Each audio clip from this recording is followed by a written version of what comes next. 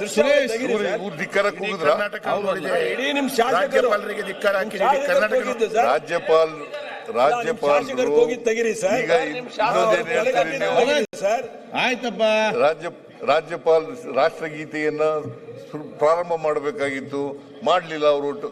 ಹಾಗಾದ್ರೆ ರಾಜ್ಯಪಾಲರು ರಾಷ್ಟ್ರಗೀತೆ ಮಾಡಲಿಲ್ಲ ಅಂತ ಹೊರಟೋಗ್ಬಿಡೋದ? ಹೊರಟೋಗ್ಬಿಡೋದಂದ್ರೆ ಎಷ್ಟು ರಾಜ್ಯಪಾಲರು ಮಾಡದೇ ಇರೋದ್ರಿಂದ ಅವರು ಹೊರಟೋದ್ರು. ಸುರೇಶ್ ಗೌಡ ಕೂತ್ಕೊಳ್ಳಪ್ಪ. ರಾಜ್ಯಪಾಲರು ಮಾತಾಡಿ. ಅವರು ರಾಜ್ಯಪಾಲರ ಹಿಂದೆ ಹೋಗಿದ್ದಾರೆ, ಅಪಮಾನ ಮಾಡಿದ್ದಾರೆ. ಸರ್ ಈಗ ರಾಜ್ಯಪಾಲ ಯಾವ ಭಯದ ವಾತಾವರಣ? ದಯಮಾಡಿ ಇದಕ್ಕೆ ಅಂತ್ಯ ಆಡಿ ಮುಂದುವರಿಸಿ ಅವರ ಚರ್ಚೆ. ಈಗ ಒಂದ್ ಸೆಕೆಂಡ್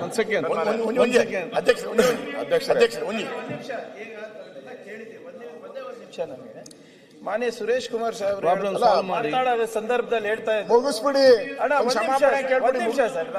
ಏನಿಲ್ಲ, ಸ್ವಲ್ಪ ದಯವಿಟ್ಟು ಕ್ರೊನಾಲಜಿ ಅರ್ಥ ಮಾಡ್ಕೋಬೇಕು. ಈಗ ಗವರ್ನರ್ ಅವರು ಸ್ಪೀಚ್ ಓದಿಲ್ಲ, ಡೀಮ್ಡ್ ರೆಡ್ ಆಯ್ತಾ ಸರ್, ಪ್ಲೇಸ್ಡ್ ಆಯ್ತಾ ಸರ್. ಅದಾದ್ಮೇಲೆ ಸಭಾಪತಿಗಳು ಹೇಳ್ಬೇಕಾಗಿತ್ತು, ಇಲ್ಲ ನೀವು ಇರ್ಬೇಕು. ಅದಾದ್ಮೇಲೆ ಬ್ಯಾಂಡಿಗೆ ಹೇಳ್ಬೇಕಾಗಿತ್ತು, ಇರ್ಬೇಕಾಯ್ತು. ಒಂದ್ ನಿಮಿಷ ಕೇಳಿ ಸರ್. ಈಗ ಅವ್ರು ಹೇಳಿದ್ದೆಲ್ಲ ಕೇಳಿದೀವಲ್ಲ. ಈಗ ಸರ್ ಜನರಲಿ ಗವರ್ನರ್ ಭಾಷಣ 1 ತಾಸು ಇರುತ್ತೆ.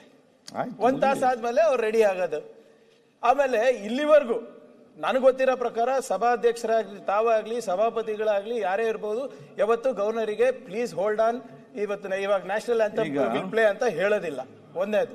ಆಮೇಲೆ ನೀವು ಏನು ಮಿನಿಟ್ ಟು ಮಿನಿಟ್ ಕಳಿಸ್ತೀರಾ, ಏನೇನ್ ಮಾಡ್ಬೇಕು, ಏನೇನಿದೆ ಅಂತ. ಗವರ್ನರ್ ಯಾರು ಆಗ್ತಾರೆ ಸರ್? ಅನುಭವಸ್ಥರೇ ಆಗ್ತಾರಲ್ಲ ನೋಡಿ. ಯಾರು ಈಗ ಅನುಭವಸ್ಥರೇ ಆಗ್ತಾರೆ? ಯಾರು MP ಇರೋರು, ಮಿನಿಸ್ಟರ್ ಇದ್ದವರು, MLA ಗಳಿರ್ಬೋದು. ಆ ಅನುಭವ ಎಲ್ಲೋ ಇತ್ತು. ಅದಾದ್ಮೇಲೆ ತಾನೇ ಗವರ್ನರ್ ಆಗೋದು. ಇವರು ನೀವ್ ಯಾಕೆ ಹೇಳಿಲ್ಲ, ನೀವ್ ಯಾಕೆ ಬ್ಯಾಂಡ್ ಪ್ಲೇ ಮಾಡಿಲ್ಲ ಅಂದ್ರೆ ಇವ್ರದ್ದೇನು ಅಂದ್ರೆ there is zero experience, zero wisdom of the governor.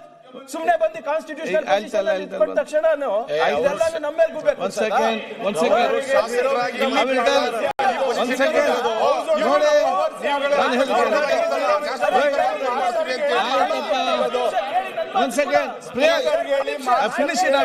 ಮಾತಾಡ್ದಿಲ್ಲ,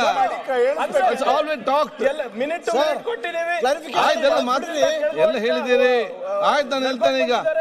okay, ನೀವು ಚರ್ಚೆ ಅಸೆಂಬ್ಲಿ ಒಳಗಡೆ ಫಾಲ್ಟ್ ಇಲ್ಲಿ. ಗವರ್ನರಿಗೆ ಅಪಮಾನ ಮಾಡಬೇಕು, ಅವ್ರ ಸದನ ಹೊರಗಡೆ ರಾಷ್ಟ್ರಗೀತೆ ಅಪಮಾನ ಮಾಡಿದವ್ರಿಗೆ ಏನ್ ಶಿಕ್ಷೆ? ಒಂದ್ ಸೆಕೆಂಡ್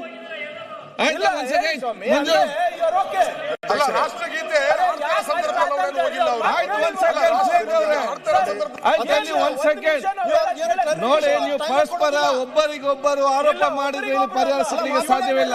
ನಾನು ಹೇಳ್ದು ಕೇಳಿ, ನೀವು ಬರೇ ಒಬ್ಬರಿಗೊಬ್ಬರು ಆರೋಪ ಅಲ್ಲದೆ ಯಾರು ಕೂಡ ಇದನ್ನು ಸರಿಪಡಿಸಬೇಕು. ನಾನು ಹೇಳ್ದು ಕೇಳಿ. ಒಂದ್ ಸೆಕೆಂಡ್ ಮಾತಾಡ್ತಾ ಇದ್ದೀನಿ. Finish it off. ಇವರು ಸಭಾ ನಿಮ್ಗೆ ಹೇಳ್ತಾರೆ, ನೀವ್ ಹೇಳ್ಬೇಕು. ಆಯ್ತು, ನಾನು ಹೇಳ್ತೇನೆ ಈಗ. ಆಯ್ತು, ಒಂದ್ ಸೆಕೆಂಡ್. ಆಯ್ತು, ಚರ್ಚೆಯಲ್ಲಿ ಯಾರು ಬೇಕು, ಯಾರು ಕೇಳ್ತಾರೆ.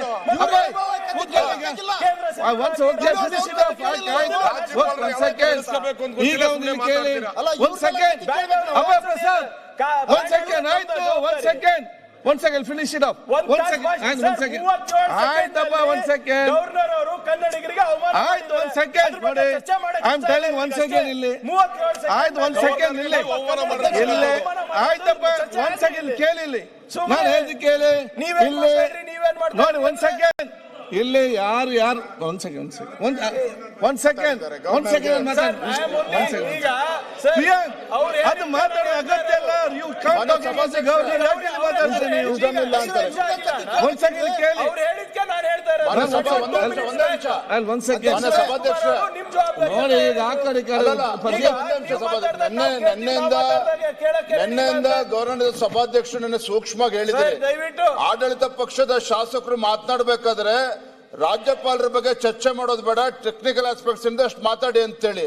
ಅಷ್ಟು ಹೇಳಿದ ಮೇಲೂ ಸಹ ಇವತ್ತು ಪತ್ರಿಕೆಗಳಲ್ಲಿ ಏನ್ ಬಂದಿದೆ, ಮತ್ತು ಇವತ್ತು ಮಾನ್ಯ ಕಾನೂನು ಮತ್ತು ಸಂಸದೀಯ ಸಚಿವರು ಏನ್ ಮಾತನಾಡಿದ್ದಾರೆ, ಪ್ರಿಯಾಂಕಾ ಖರ್ಗೆ ಅವ್ರು ಏನ್ ಮಾತಾಡಿದ್ರೆ ಮತ್ತೆ ಮತ್ತೆ ರಾಜ್ಯಪಾಲರಿಗೆ ಅವಮಾನ ಮಾಡಂತ ಕೆಲಸನೇ ಆಗ್ತಾ ಇದೆ. ಆಯ್ತು, ಒಂದ್ ಸೆಕೆಂಡ್. ಇದಕ್ಕೆ ತಾವು ಇದಕ್ಕೆ ಅವಕಾಶ ಕೊಡಬಾರ್ದು. ಸರ್, ರಾಜ್ಯಪಾಲರ ಗೌರವ ಉಳಿಸ್ತಕ್ಕಂಥ ಕೆಲಸ ತಾವು ಮಾಡಬೇಕು.